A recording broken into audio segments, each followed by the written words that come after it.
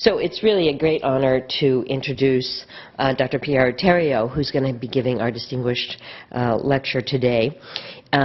I've known Pierre a little bit, but getting to know him more and more, which has really been delightful. Pierre, Dr. Tariot, got his undergraduate at Amherst, and then he trained in medical school at the University of Rochester.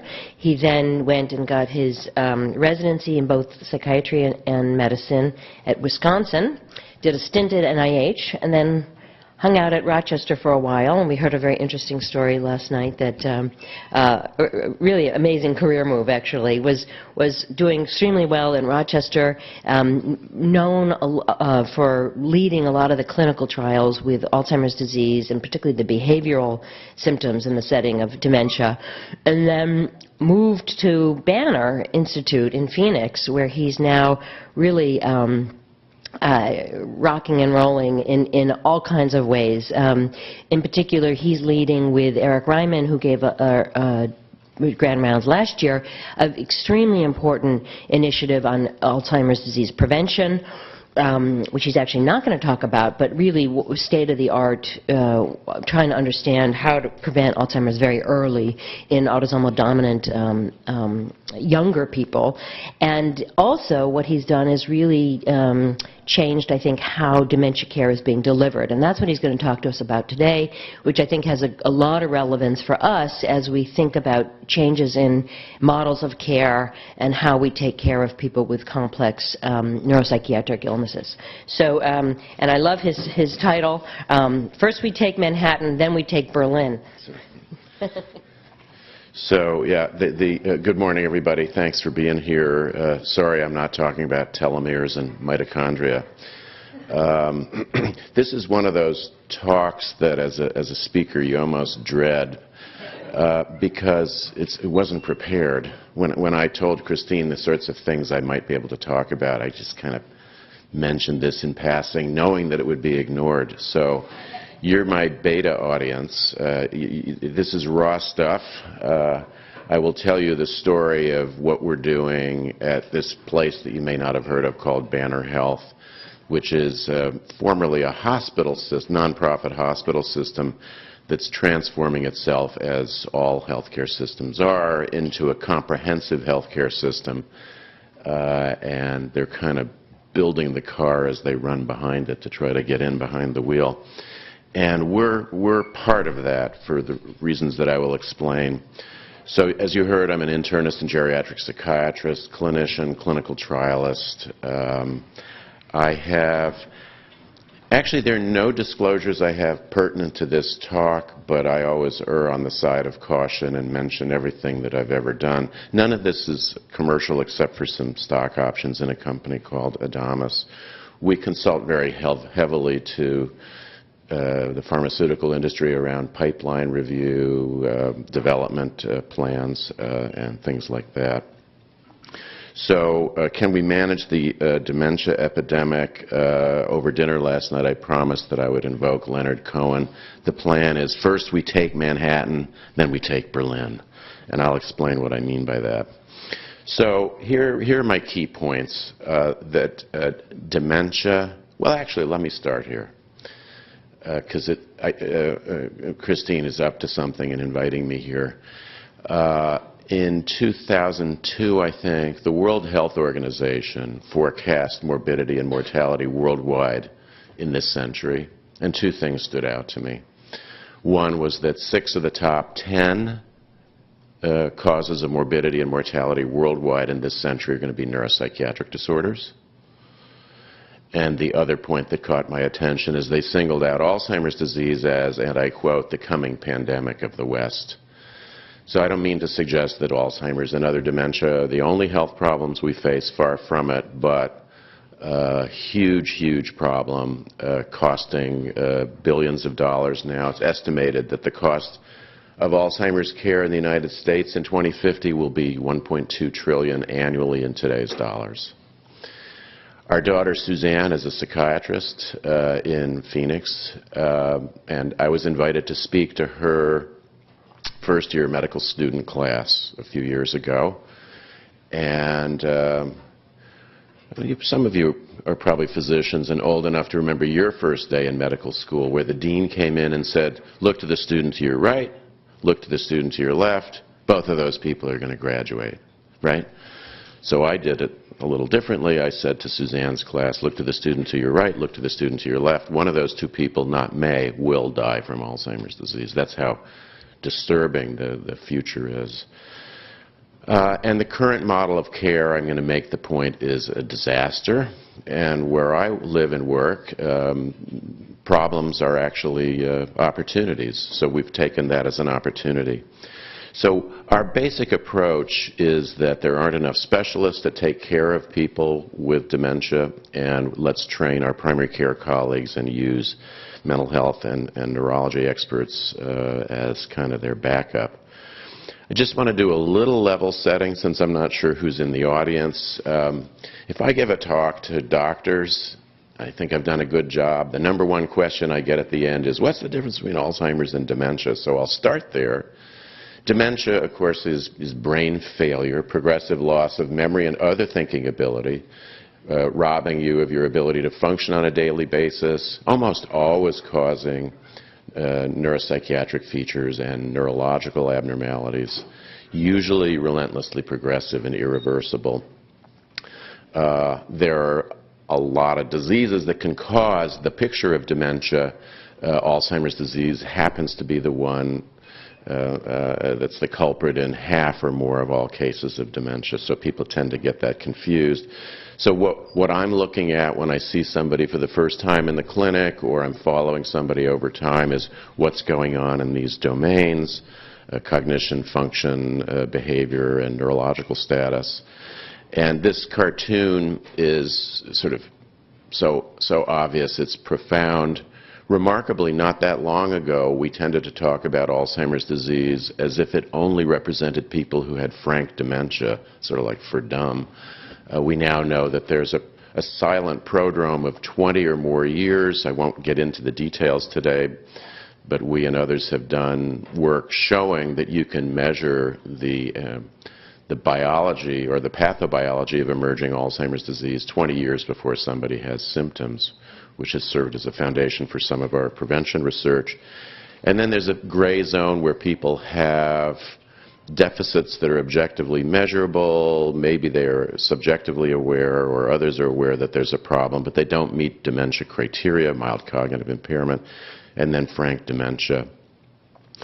The clinical evaluation is old school. What was somebody's educational attainment? How did they work, love, and play? How did these domains start changing over time? What made things better or worse? Obviously, their whole health history, the drugs that are toxic. If all I know about my 42-year-old patient in the lobby is that his dad died at 45 of some weird dementia, I know something important about that person. I'm going to do my mental status exam, my nickel neuro exam. Sorry, Christine, but really what I'm looking for is Parkinsonism, evidence of stroke, or something else funny that I don't understand, and I need to get my neurology colleague to come in and take a look. Basic labs, basic structural imaging. And then just a reminder that at least in terms of Alzheimer's disease, we know a fair amount about the pathology. There's brain cell death, there's neuronal death, there's pruning of synapses, there's abnormal protein processing resulting in amyloid protein. This is a board question, by the way. Amyloid protein deposits outside of cells and neurofibrillary tangle formation inside of cells and other changes as well. And the smart guys in the labs here and elsewhere have really figured out a lot of the elements of this molecular cascade that has resulted in the development of over 300 targets for treatment that are being studied in various stages of clinical trials right now, with a lot of activity in amyloid, but rapidly emerging exciting information about how to target the tau cascade. So that's just a bit of level setting, but let me get to the theme of the talk. You know, why is this such a public health burden? So as I may have mentioned, about 500,000 Americans have a disease like Alzheimer's, And the reason we keep talking about epidemic or pandemic is sort of illustrated in this old slide. Christine, help me get a newer slide. But this, go from left to right, the column 65 to 74. Maybe a few percent of us in that age will have a dementia. 75 to 84, you know, you're pushing 20%, and then by the time you're over 85, look at that, you know, 40% plus. So we're aging successfully. That's the good news, and the bad news is that that makes us susceptible to common age-related conditions. So now I'm going to put you on the spot, and if somebody doesn't volunteer to answer these questions, I'm going to single people out. This is the MGH versus UCSF pop quiz. So I don't give many talks, but by chance I was just at MGH a few weeks ago. And I'll tell you how well they did after you perform under stress. So what was the average life expectancy in the United States when the Constitution was drafted? 34. 39. So we got an epidemiologist saying 39. 34, 39. 45? Okay. Pretty close. Obviously a lot of infant and childhood mortality. How about, this is a good one. Of all the people who have ever been alive in the history of humanity who have lived to 65 or over, how many are alive now? What proportion are alive now? 90? 95? 80? I promised I would call on people. Half. About two-thirds. Okay. Last one. When Social Security was launched, average U.S. life expectancy was? Who said what? Who said that? Who said 62? Smarty pants. Okay. So I don't know what your grade was. I'll give you 2 out of 3, but you might have been beaten by your Harvard colleagues. So, no, you weren't. Don't get defensive. There are a lot of folks with dementia. That's really my point, and successful aging has a lot to do with it. And then I'll figure out how to tell this part of the story better, but the punchline is that dementia care is atrocious from everybody's perspective. A very chilling Alzheimer's Association report came out not too long ago showing that roughly 60% of people with a dementia in the United States die without their dementia being discussed with their doctor or even recognized. Okay? 7% of people with Alzheimer's disease receive appropriate therapy. Over half receive grossly inappropriate medical treatment. Drugs that are known to be toxic if your brain isn't working properly. The trajectory of a person with dementia through the U.S. healthcare system is like a ball in a pinball machine. Chaotic, redundant, ineffective, with poor outcomes for everybody involved. 33% of persons with dementia encounter the acute healthcare system at least twice a year. Families don't get the education or support. How many of you do something clinically, something related to dementia, just so I get a feel? Okay, so most of you don't know what an extraordinary drama it is to have a loved one develop brain failure in front of you and you don't know what's going on. Okay? What? Why is he getting so mean? What? He's not talking right. He's acting different. I told him this stuff. But is he doing this to me on purpose? That's a very common, you take it personally. And to go from the day-to-day experience of a loved one, maybe your mom, maybe your dad, and think about this for a second. What is the most powerful relationship in your life ever? It's with your mother, probably, I would say. I'm a mama's boy. And imagine that look that she had toward you, which is unique in all the world, changes. What's going on? To go from that to, oh my God, she has this disease with a name, with a biology, with a prognosis, with treatments that might help, with management precepts, that's a huge That's a huge river to cross, and we can do it, but most people don't have the opportunity to have that kind of help. One of the drivers of cost of care of dementia is that there's so many comorbidities. Slightly under half have 5 or more significant medical comorbidities, and medical comorbidity is the major driver of cost. You may or may not know that Alzheimer's disease and other dementias are the most expensive illnesses in our country, topping cancer and heart disease. We've independently replicated in our healthcare system the next bullet point, which is if a person with dementia costs the healthcare system 300% more per year compared to somebody else who's clinically identical. And the reasons are the comorbidities that aren't managed, emergency room use that isn't needed, social admissions to the hospital, prolonged stays in hospitals. It's a disaster. It's an absolute disaster. My mother, both of my parents had cognitive impairment syndromes. My mother has dementia due to Parkinson's disease. And even though I'm her durable medical power of attorney and it's labeled everywhere, if that poor soul gets into the hospital, even with my name written on the whiteboard and notes everywhere and the nurse is informed, and anybody who interacts with her, if I'm not there, well, she's conscious and she talks, therefore she's not impaired. And this is at a sophisticated regional medical center.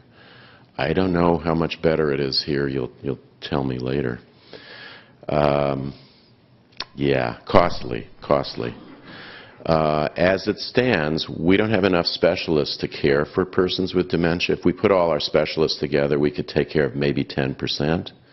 And that's reflected in the reality that primary care physicians do most of the heavy lifting, but they don't know what they're doing. And I don't mean that in a disparaging way. We are not training our primary care colleagues at all, frankly, to care for these people. And so quality of care is poor. The Institute of Medicine singled this out as a national health care priority. And recently the World Alzheimer report came out and noted that the preoccupation with specialists is a key barrier to progress in improving care. So my summary slide about the problem, the predicates, is that we're not training our primary care colleagues to do what they are accidentally doing. They don't have time, don't have reimbursement, they don't have the training, they don't have the care models. Hospitals are a disastrous venue of care for people with dementia.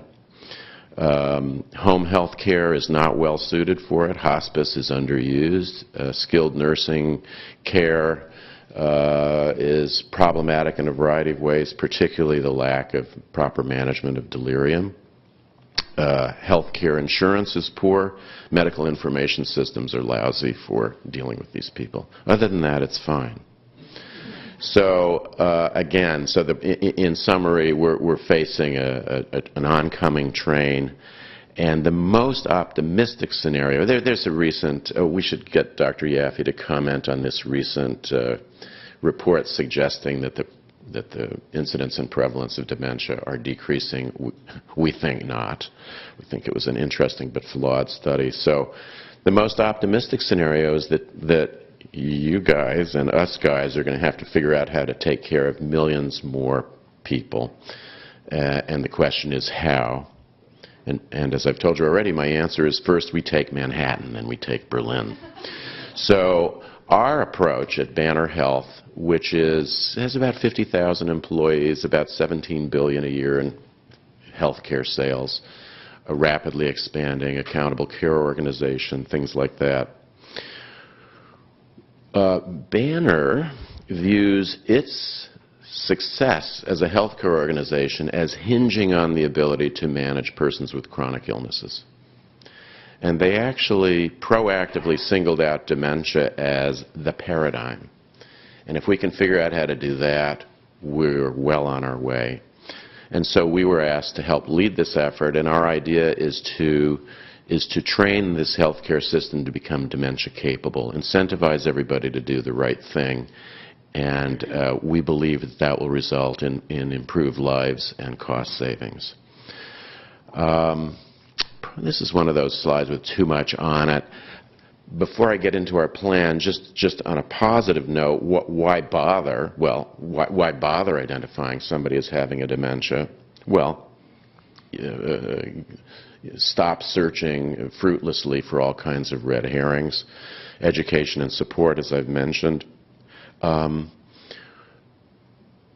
Every single one of you, this is so obvious, this is also profound, particularly for the younger ones in the audience. Every single one of you, unless you get run over by a truck or die on the operating table, most of you, I'll back off, are going to get to the point where you cannot drive, you cannot manage your finances, you cannot manage your medications. It's going to happen. So wouldn't you like the opportunity, while you're competent, to help decide how you want all that to happen? So that's a reason also, I think, to help all of ourselves. Get proper treatment, avoid inappropriate treatment, avoid delirium, improve access, maybe even clinical trials.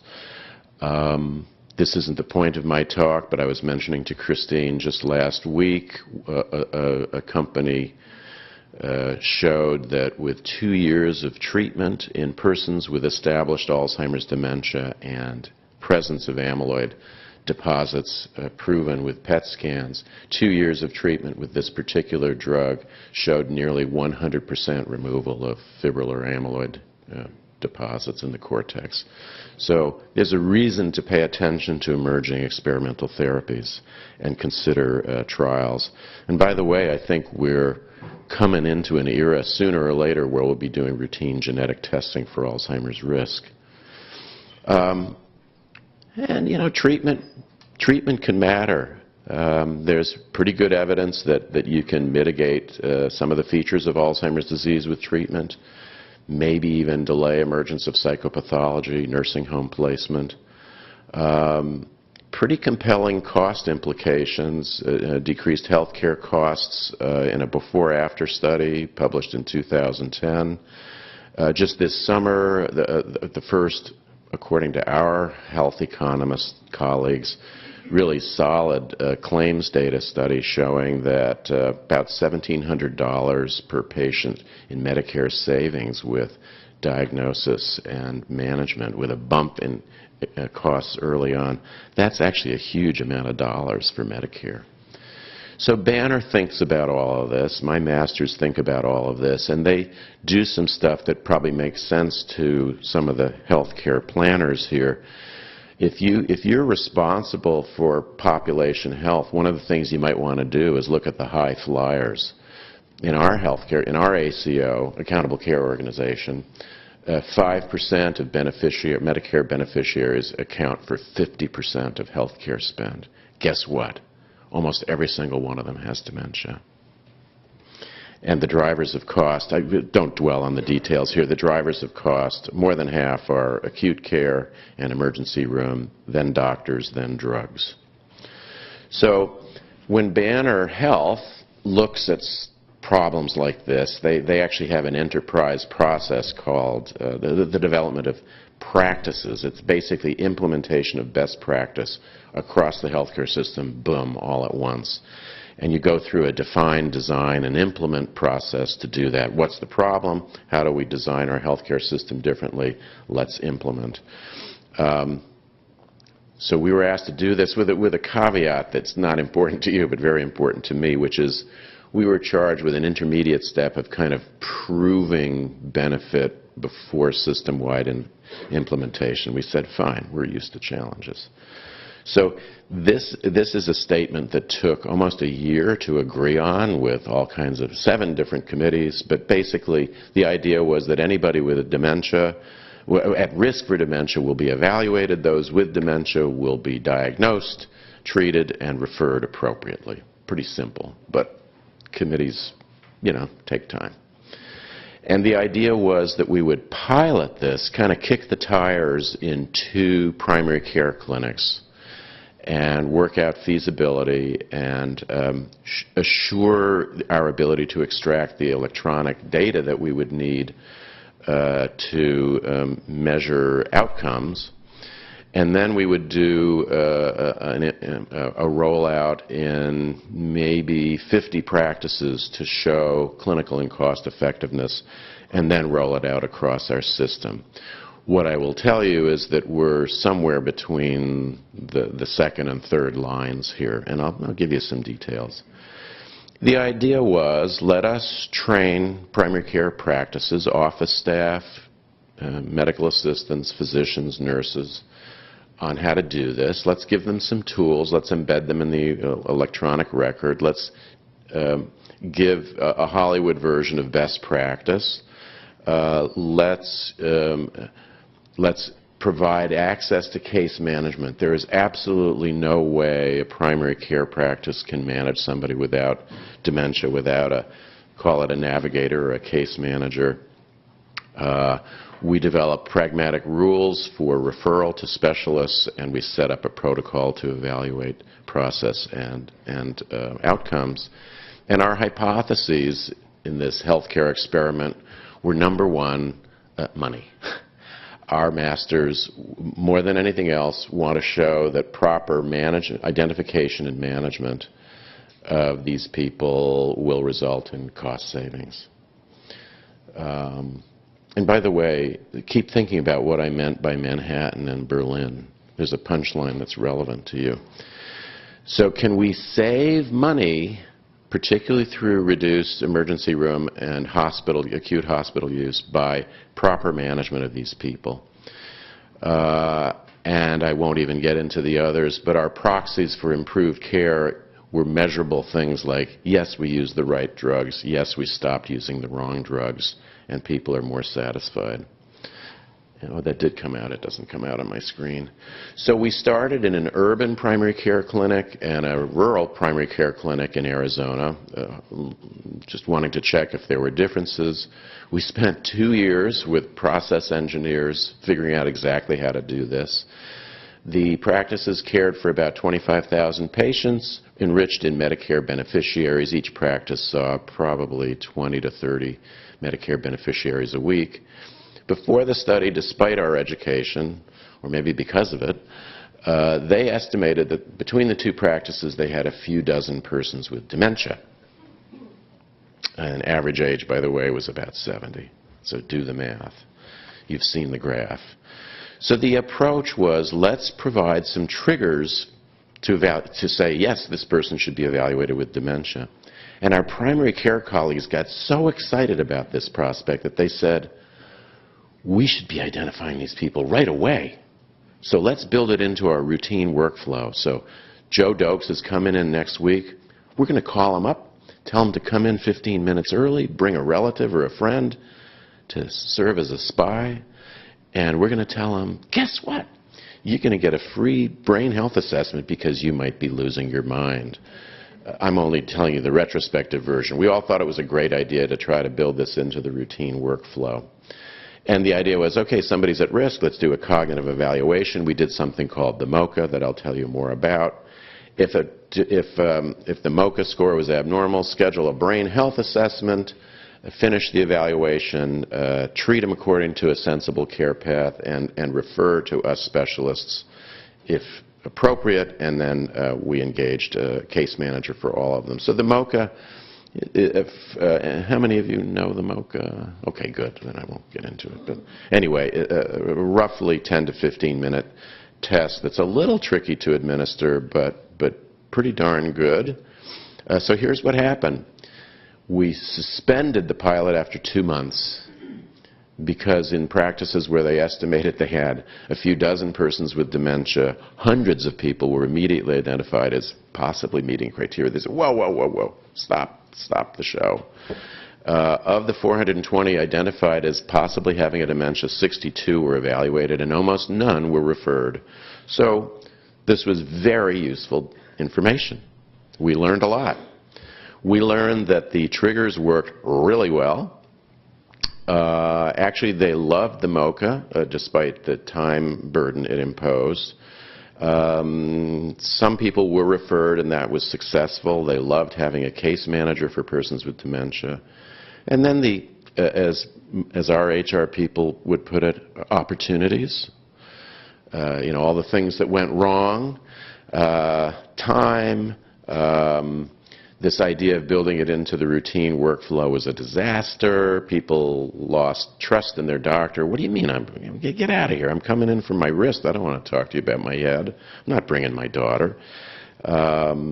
Very inconsistent workflow, lack of confidence in communicating about the issues and accessing community resources. Neither our practitioner colleagues nor our patients really understood the process and the implications very well. So we said, okay, thanks for the feedback. We got rid of the triggers and said, okay, we're only going to do this type of thing at an annual wellness visit. Anybody know what an annual wellness visit is, besides Christine? What is an annual wellness visit? It's part of the law and care that may be dismantled, but it was written into that law to provide funding to Medicare for an annual comprehensive visit. Yeah. So at 65, if you want, you can have your welcome to Medicare visit, and then after that, your annual wellness visit, which is supposed to be a pretty comprehensive evaluation, scanning for risk factors for all kinds of conditions, including cognitive impairment. So it actually, if you do a proper annual wellness visit, you are to do a cognitive assessment, although it isn't mandated which one. So we suggested, hey, instead of doing a 15-minute battery, let's do a 2-minute battery. So the mini-cog doesn't show up very well as, Joe, I'd like you to repeat these 3 words. Pony, quarter, orange. Okay? If you can't repeat them, you know something pretty valuable. Good. Hold on to those. Now I want you to draw a clock. I want you to put in all the numbers. Good. Now set the hands to anyone? Christine, why 10 after 11? 10 past 11. Speak up. It's a little tricky because you have to know where the hands are, but also you have to understand 10 past 11 versus before. Anyway. Yeah.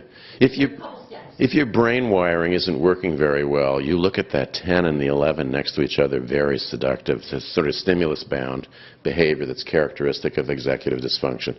Common error to put the hands next to each other. Oh, by the way, what were those 3 words? Okay, well, so that's the mini-cog. And remarkable sensitivity and specificity for establishing the presence of dementia, actually. It's sort of the stone goose that flies. So if somebody in this new system, I didn't say this properly. So in the new system that we were going to try, we said, okay, do this at the annual wellness visit where it's pre-advised that this is it's going to be happening. There's plenty of time to do it. Or Joe, you tell me you're concerned, then I'll do this little thing. Or I say, Joe, gosh, I'm noticing your memory seems to be slipping us, so I'm going to do this little thing. So those are the 3 triggers instead of the original triggers we had. And then if the score was abnormal, let's do the brain health assessment visit, then we do the MOCA, then we do something called the 88, and then the physician resumes his or her involvement with a semi-structured interview that we've trained them on, exam, a simpler office workflow. The 88 is just an 8-item checklist, mostly targeting function. We mostly want to have the family members do it. So very low impact on time and workflow. And then rules for proceeding if the MOCA test is abnormal. And proceeding means looking at what labs have been done and ordering those that haven't been done, imaging. Then we say to the doctor, tell us if a dementia syndrome is present or absent or you're not sure.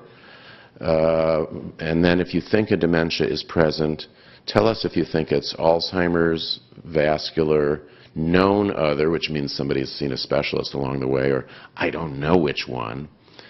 Then how clinically atypical is this? That's the driver of specialty referral. Here are the educational referrals, and please refer materials, and then please refer everybody to a case manager. For those of you who wonder who we want our primary care colleagues to refer to you, these are some of the examples of the triggers in a checklist for referral. a best example I can give you is, look, if Joe has Parkinsonian features, please don't ask yourself to try to sort that out. This is why God made specialists. Or if there's rampant psychopathology or severe social problems, things like that. So we re-implemented this program in the same 2 clinics, these heroes of ours. And what you see, I should have done the bars adjusted differently. One clinic, the uptake was fabulous. The other one just couldn't do it. So Payson is the rural clinic. 32nd Street, which is where I go, was just not able to do these. These are number of patients seen with their MoCA scores. So most people who were screened under this model had normal MoCA scores. A few didn't. So this actually ended just a few months ago. Hence my have not prepared this talk before. So everybody liked the annual wellness visit trigger, even the patients. The mini-cog was beloved. We still need to work out some quirks in the workflow, particularly at the brain health assessment visit. And for reasons I'll come back to in a minute, it's a very challenging time in medical care, as you probably know. And what we saw was that volunteers could step up in one clinic and not in another. So we kind of threw this back at Banner and said, what do you want to do, boss? And without any hesitation, within weeks of completing our pilot, our masters said, we're going forward full bore. So what Banner's doing is skipping what we were going to call the demonstration phase and actually going to system-wide implementation. So this will be hundreds of thousands of patients exposed to this process in their healthcare system. And finishing the process, for those of you who do anything like this, I'll mention some details. We need our primary care docs in there with the minutia of the design. We need informatics, and try getting informatics time these days. We need analysts. We need case manager input. We need enterprise-approved educational materials. We need workplace engineers, and we need us as specialists. So we're in this finishing the design phase, and we will be rolling this out in a matter of months. And I'm actually almost done. And we will be doing an independent assessment of process, how's it working, most important, cost. We have a very elaborate set of hypotheses. We can get into the design if you'd like. And we will be looking at a selected number of clinical outcomes. Most of these variables that we'll be assessing will be in the electronic database. Just a couple around satisfaction and confidence will be administered differently. And I don't know about you guys, but what we learned along the way was, although Banner has a huge data warehouse, they can't extract their own data. So we helped precipitate an internal reflection on this phenomenon, and Banner didn't waste any time in creating an entirely new division in IT that will assure that this is possible. So just a couple of points then as I reflect on this. I mentioned what a demanding time it is in healthcare. Compensation rules changing, patients' health insurance evolving, changing annually, people switching practices. You've had Epic for about a year. We're switching from next-gen to Cerner, which is as much of a disaster as anything else.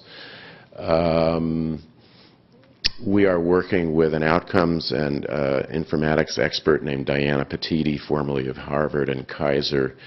Some of you I see some nodding heads. She kind of goes like this and says she's partially responsible for the electronic healthcare debacle. A paper was published not too long ago showing that primary care providers, for every hour they spend taking care of patients, they spend 2 hours on the electronic health record. What a disaster. and they're working into late hours at night, you know, young parents putting the kids to bed and working till 1 and getting up at 6. So this is a tough time to ask people to do the right thing, something new to add to their plate. This may be, yeah, it's my second to last slide. So my view, personally, our view as a healthcare system is that fee-for-service is designed to fail. And if we try to provide care for persons with chronic illness through this model, ain't going to happen. So actually at our institute, which I haven't described actually, we do provide outpatient consultative care. We are practicing in the future. We are practicing as if it's not a fee-for-service world, being prepared to have a model for proper management of persons with dementia at the time when fee-for-service goes away. And we offset the difference with philanthropy, very simply, and research revenues. And we think that this is the way to go. We're actually optimistic that we will all get there. I'll tell you what I haven't told my masters yet, which is that I'm a psychiatrist. So even though we're focusing now on dementia, which is Manhattan, what we're doing at Banner is getting our masters ready to understand that they need to do exactly the same thing for all mental health care. That's actually the big prize here. Dementia is a big prize, but in fact, you know, you go back to the World Health Organization report. So the last time I looked, for instance, Maja, 1% of us have schizophrenia. And what percent of the total health care budget is accounted for by costs associated with schizophrenia? Last time I looked, it was 10%. So and if you look at the chief complaints of persons going to a primary care office, over half are related to mental health issues. I told Christine before my talk, I think that probably within a generation, mental health professionals will be the darlings of healthcare systems, because without proper integration of mental health care, all of healthcare will be ruined. So to repeat where I started, dementia is a big health problem, and we need to figure out how to manage these folks going forward. I think we can do it, and I've given you one example, kind of real time actually, of what one healthcare system is doing. So I've ended very early, which I'm sure will be a disappointment to all of you.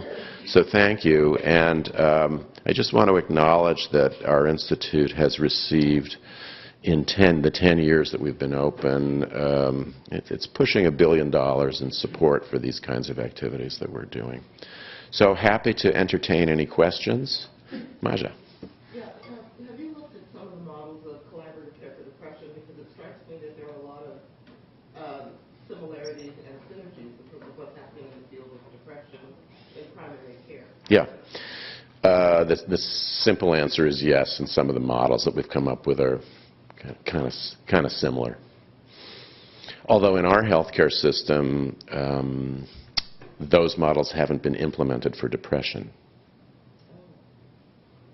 Well, I was thinking more along the line of embedding people with training in Yep. pediatric psychiatry and things like that Yeah. in primary care practice. Yeah, yeah. Rather than having them refer.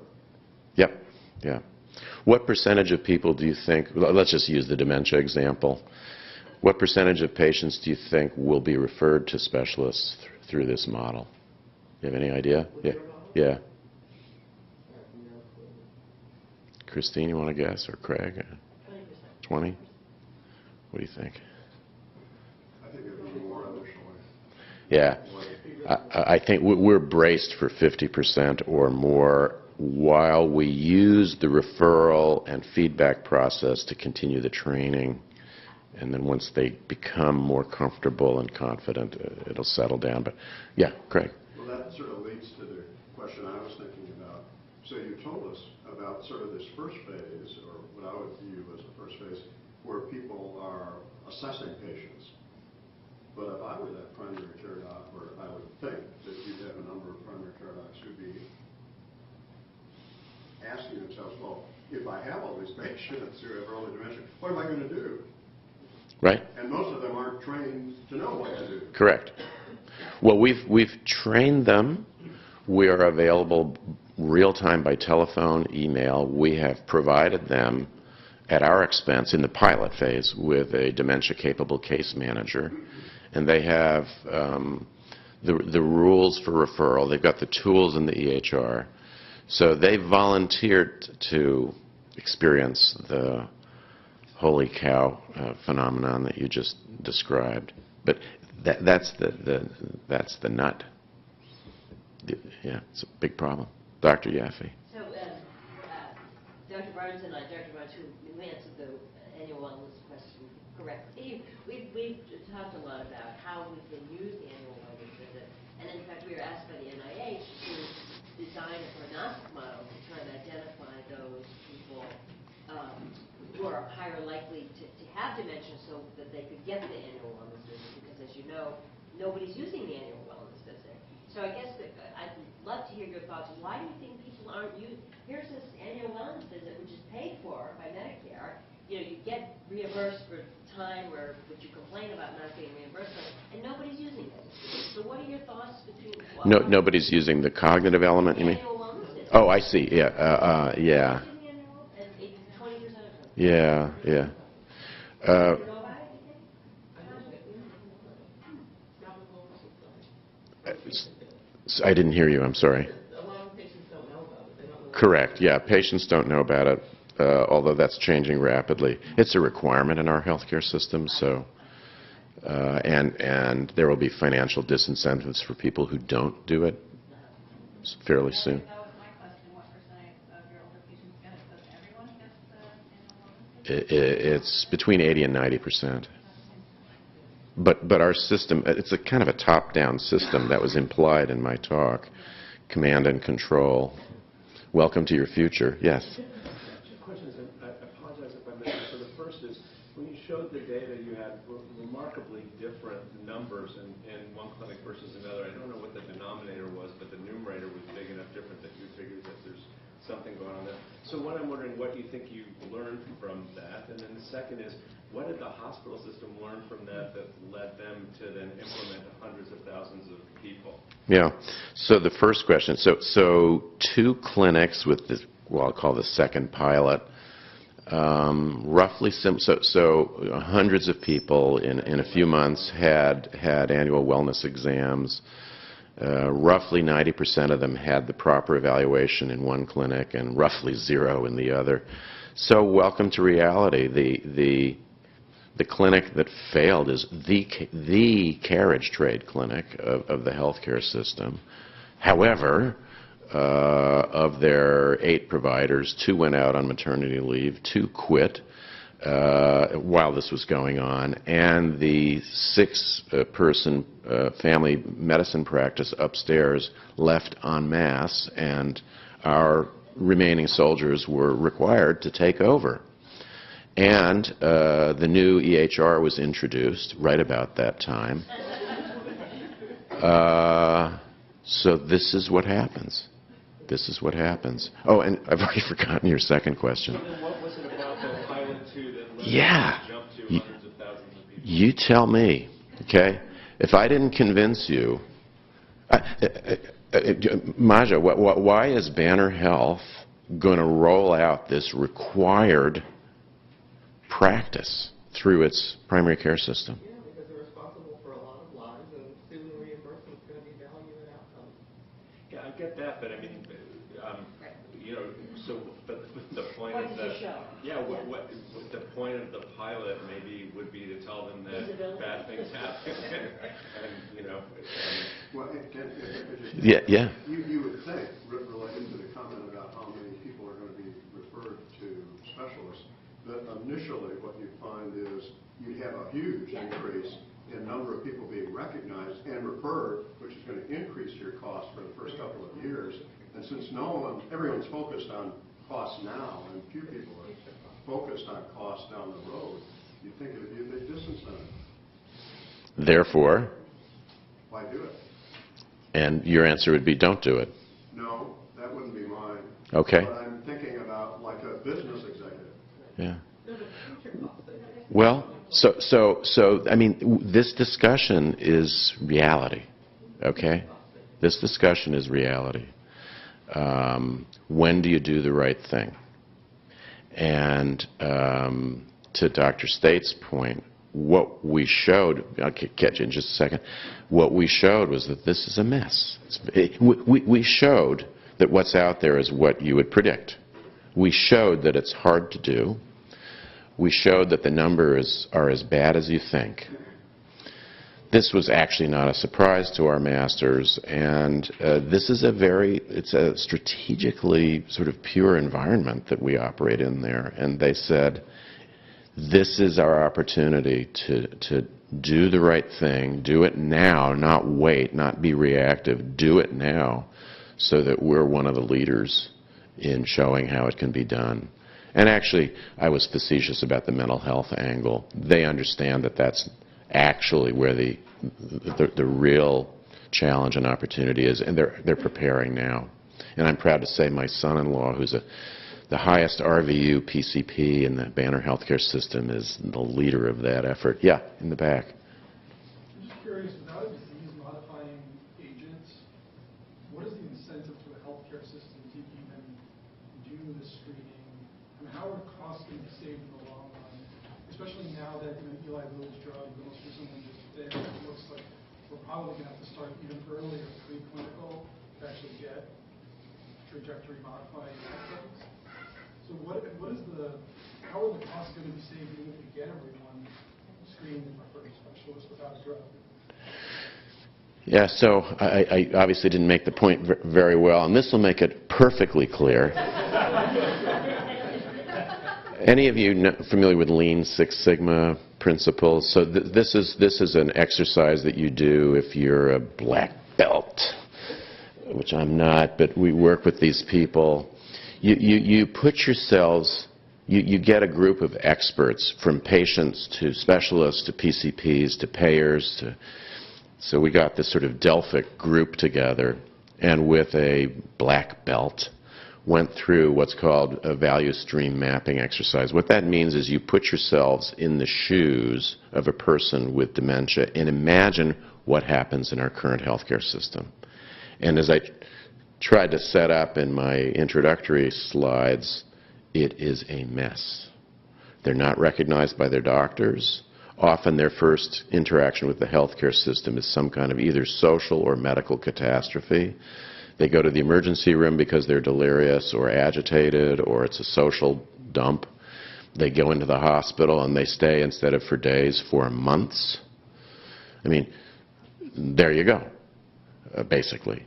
So imagine staving that off. Imagine avoiding one avoidable social or medical or surgical admission.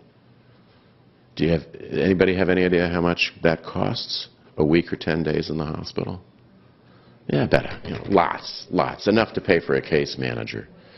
So that's the fundamental predicate. I don't know if I've answered your question. I guess it's a hypothesis that even without a drug, these early interventions will stabilize these people early enough that those high-cost events, the rates of them will be. Even without a drug. Even with a drug. Okay. Yeah. I wonder if there's been a more fine-grained analysis of the savings in health costs once the diagnosis is made and there's increased recognition of dementia. And I wonder how much is more appropriate management with that sort of correct diagnosis, and how much might possibly be due to the prejudicial effect of the diagnosis on caregivers and family members saying, Yep. Dismissing of complaints, not active pursuit of medical problems because they're going to die anyway, they have dementia. Yeah. So, no, there has not been a more fine-grained analysis, and CMS thinks that we may have the first shot at actually proving, so we'll have access to all claims data in our ACO patients. So We estimate that it'll take at least 2,000 person-years of data to answer the question about cost, and probably less than that for our clinical outcomes. So it has not been done properly. I showed the only evidence that we're aware of about cost, and it's suggestive, it's encouraging, it's inconclusive. And beyond that, we have best practice consensus statements. And there is no doubt that even if we have a perfect process in place, which we never will, that a substantial minority of people, I hope not majority, of patients and families will say, get out of here. This is not what I want. That means to detect a signal is going to be even harder for purposes of hypothesis testing, but we think it must be done, must be attempted. Dr. Yaffe. I was wondering whether you thought about a two-pronged approach. So you've shown us very nicely trying to get the primary practice docs to do the front end and to refer. What about another model, which I think we could take from the chronically mental ill model, which is getting the people who are the high utilizers, the people who come to ER, yeah. who could use EMR, yeah. non-compliant, and you're going after them in terms of the case manager, educating the family. I think yeah. both. Yeah. I actually trained in the Dane County system at University of Wisconsin, so I got to see that in action. So the question was, why don't you focus on the 5% high flyers as well, like the assertive community treatment model that was developed in Wisconsin, in which our daughter is a part of, our other daughter. So Banner, in its wisdom, and I don't mean that facetiously, does just that. 3 years into it, anybody want to predict? So Banner is focusing millions of dollars of technical and personnel support to go to people's physicians doing home visits, navigators, nurse practitioners available 24/7, everything. Anything that could be done in an emergency room could be done at home by us, no extra charge to you. 3 years in, what do you think? Anybody? Maja, you want to predict? This is what you do. This. Very possibly. And how do you think the uptake has been? Fewer than 5% of the targeted 5% have been willing to enroll in this program. And a lot of it has to do with, I don't want to leave my doctor. And also a lot of the doctors themselves said, why are you taking my patient? Fascinating. But so yeah, I actually, since this is the first time I gave the talk, now I'll mention that as well. All right, team. Thank you. Have a great day, and good luck with the rainstorm.